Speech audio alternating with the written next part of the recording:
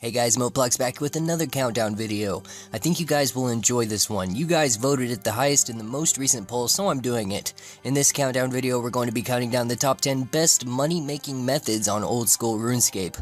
Also, there will not be a poll in the description of this video.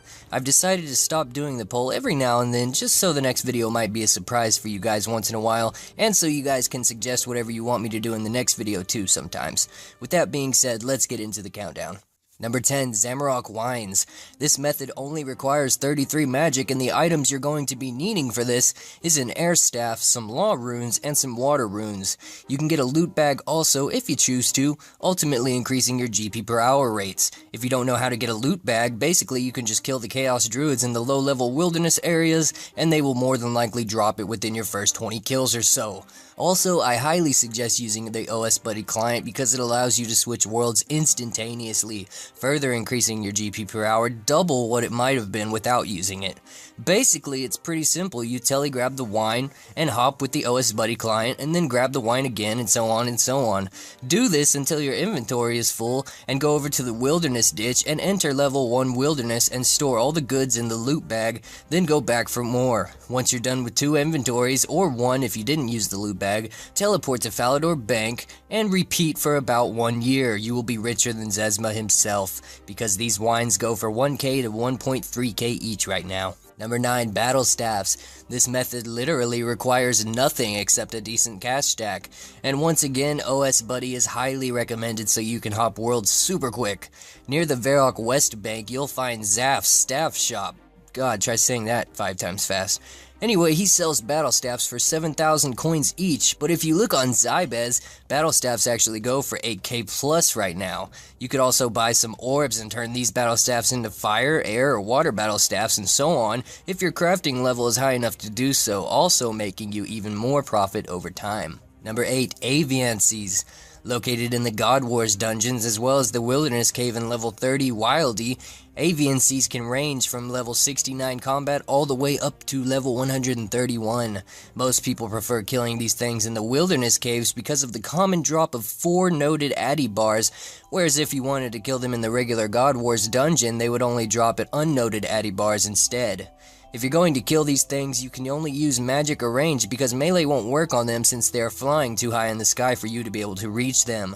It's also suggested to use a looting bag for the poison rune daggers they drop because you can out them for 9.6k each too.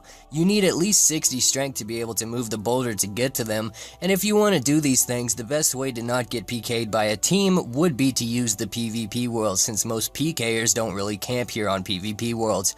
And also, if you don't bring an armadillo item or any other god item for that matter, you will find out that all of the monsters within the cave will want your body and rape will be most imminent. Number 7, Ents.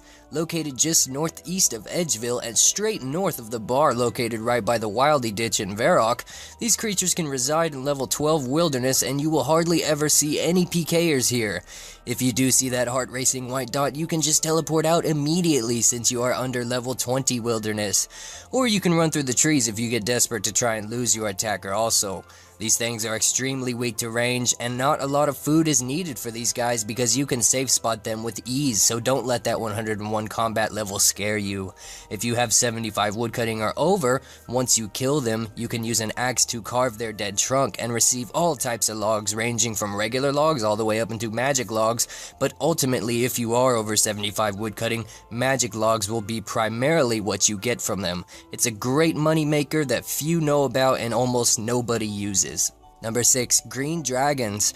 Preferably, you'll want to use the Green Dragon spot located just northwest of Edgeville, due to the area only being in level 12 to 15 Wilderness, as well as the entire area only being 1v1 if you do happen to come across a PKer.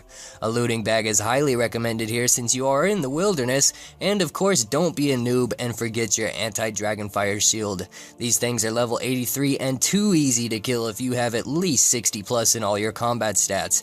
Probably the most dangerous part about this method is running back and forth to the area, because really the only threat you're more than likely gonna find here is the amount of bots stealing your kills, but I guess you could always smack them with your whip once and have them teleport away anyway. Number 5, red chins. I'm not going to use black chins because basically you will get PK'd if you go to black chins nowadays. But anyway, if you have level 63 hunter, you can start hunting red chinchompas with 4 traps. Once you get to level 80, you can lay 5 traps. Laying 5 traps will obviously increase your money per hour, as well as having a high level too, because you'll catch more the more you level also. Red chinchompas can also be sold right now for 950 coins to 1k coins each, and apart from that, this method is pretty straightforward. There's a lot of focus and clicking needed, but this is one method that will seriously make you a lot of bank if you are absolutely bored and have nothing better to do in RuneScape and want to earn some fast cash money dollars for that wooden shield. Number 4, teleporting tabs. It's recommended that you have at least 25 magic and 40 construction for this method to be able to make Zamarock tabs, which I believe they sell for the highest right now, as well as hiring your own personal slave, I mean butler, because he can unnote items for you. Also, I should mention, to actually be able to have the butler, you need a house with a bedroom in it, with a bed in it also for him. If you have 3k fire runes, 1k air runes, 1k water runes, a lectern, 1000 soft clay, and as well as 100k cash in your inventory, then you are golden. You can literally stay in your house without ever leaving to make your 1000 Zamarock teleporting tabs. Making 500 usually takes you around 40 minutes, so basically you will maybe make 700 to 800k in an hour and 20 minutes if you focus on mastering this method. It's also semi-AFKable too, which can be good if you want to watch Game of Thrones, because that show is awesome, and you will be awesome too if you watch it. Number 3, staking. Just YOLO after YOLO after YOLO. Just kidding. The real number 3 is blue dragons. Mainly because they are 100% completely AFKable and you do not even need to use food. Grab your best range gear with an anti-dragon fire shield of course, and some Falador teleporting tabs. You can camp here all day long and it's not actually bad ranging experience either like most people think. I actually love the blue dragons because it's a really relaxing way to play the game, knowing you're becoming more badass in range because you barely have to look at the screen. And also if you have 70 plus agility, getting here is quite easy as that pipe does come in handy. They occasionally drop rune daggers and I recommend picking those up too. More often than not, you will also find some bots here. They usually don't pick up their dragon hides either, only just the bones, so there's free loot usually here too from time to time because of poorly scripted bots. Don't let that level 111 combat scare you either, because these guys are just giant blue noobs. Number 2, Runecrafting nature runes. Only requiring level 44, this has got to be one of the best money-making methods in the game if you have the patience for it, and don't mind focusing on the game, although over time it can become easy to learn how to AFK this method. Runecrafting pouches are highly recommended, and if you grind enough to level 91 runecrafting, you can literally make almost 1 mil coins per hour with double nature runes. Just be careful because every now and then there are some PKers who don't know any of these methods that I've told you about, and will try to PK you for your glory, but if you are vigilant enough, you can always make a quick escape before they teleblock you, but 99% of the time, you won't ever see anybody trying to PK runecrafters here, because of how newbie it makes you look, and because it's just downright a douchebaggery thing to do. Number 1, skeletal wyverns.